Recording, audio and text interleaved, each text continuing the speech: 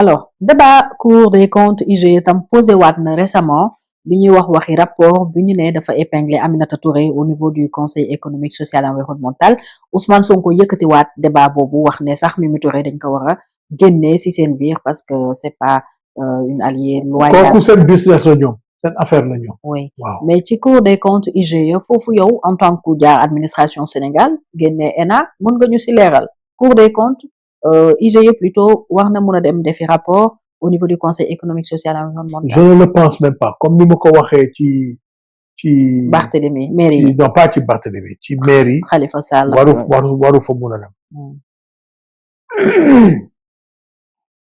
coow politique boobu tamit lan moo ci sa gis-gis.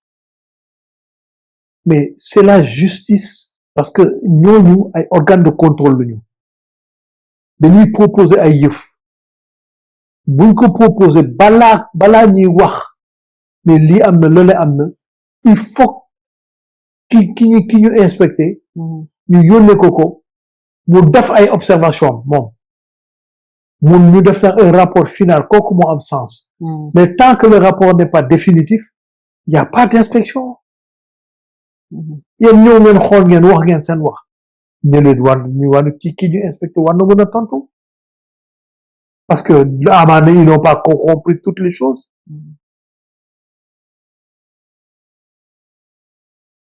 mais coow politique bi ñu traversé récemment président Bassirou Diomaye Faye choisir Aminata Touré pour dénk ko coalition bi Ousmane Sonko nekk ak Aïda Mbodj ay nit la yu ma jàpp ne peut-être côtoyé nga leen au plan politique bi ngeen nekkee ak Macky Sall comprendre nga tey ñaari jigéen yooyu nekkaat au centre d'une tension politique ou même d'une crise politique ci biir waa PASTEF. mën naa ko comprendre parce que comme déggoo nañu ci li ñuy def mun nañ def n'importe quoi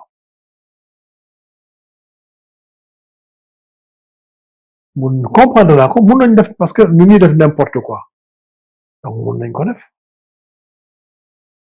li si jaaxaloon ñu bari mooy ñoom dañ doon taxé ñu fi nekkoon de genre du système ñoom ñu ne woon ay anti système lañu promettre woon sax bi ñuy ñëw rupture systémique ni ko président waxee woon bi muy def prestation de serment utiliser les anciennes personnes du système ça c'est le roue du système.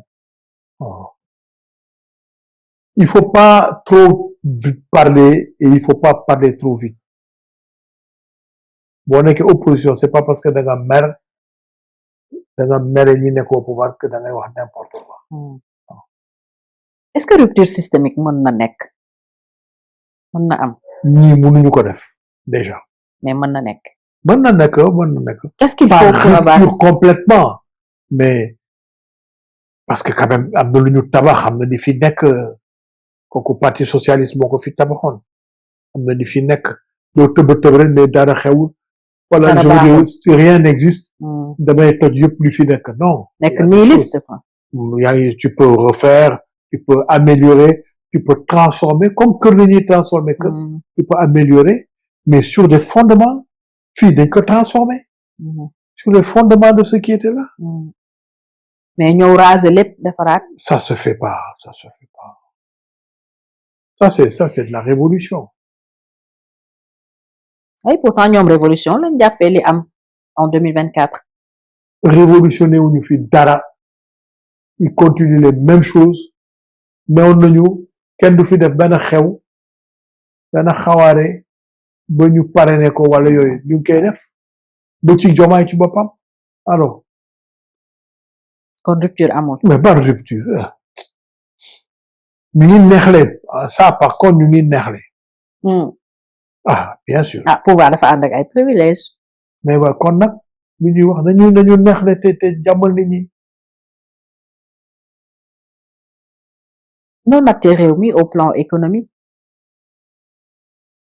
situation dëkk bi. situation bi je pense que critique au point d'être une situation désespérée moi je ne la pense pas désespérée. je pense que mun nañu redresser situation bi. je suis convaincu que situation bi mus nañ ko jege. mais comme tout mal lu ñu ñëpp on a redressé les choses tranquillement. kañ lañ ko jege avec Abdou Diouf. mais Abdou Diouf, parce que Abdou Diouf a bénéficié du fait que il a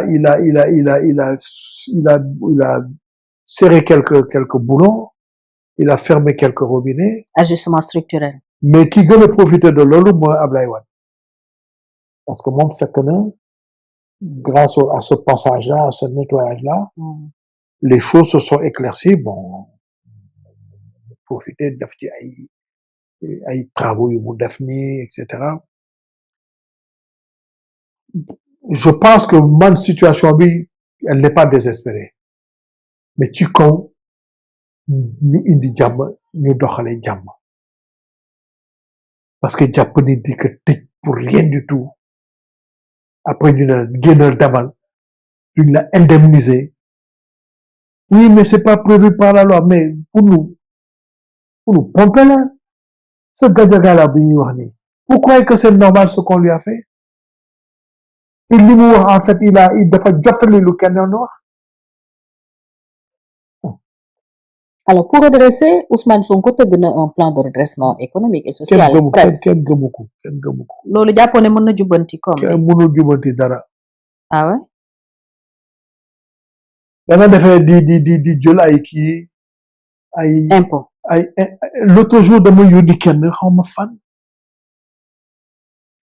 muy dem di fay ñu naan ko waaw vous pouvez payer en espèces mais il y a 1% que vous devez payer. Dans les grandes surfaces, c'est comme ça. nanuñ ma sax léegi dans certains commerces il y a des commerçants je parle des grands commerces. Il y a des commerçants yoo xamee pour effectuer la vente jaral na la ñu ne la 1% boobu ñun dinañ ko fay pour rek effectuer la vente. Oui, am nañu ko jël à leur frais. Alors tu vois. qu'un commerçant dise du ma jël chèque espèce lay jël mais kooku mën nañ ko comprendre parce que chèque il y a eu des chèques sans provision plusieurs fois donc pour éviter le contentieux du chèque sans provision les gars ils te disent man je préfère des espèces. Mais ce n'est pas encore demain la veille que le Sénégal pour le moment les gens couvrent ce pour ça 1% c'est peut-être rien mais c'est peut-être rien quand c'est des sommes dérisoires qui tournent autour de centaines de millions de cette fois-là. Quand c'est des sommes qui tournent autour de centaines de milliers de milliers de francs.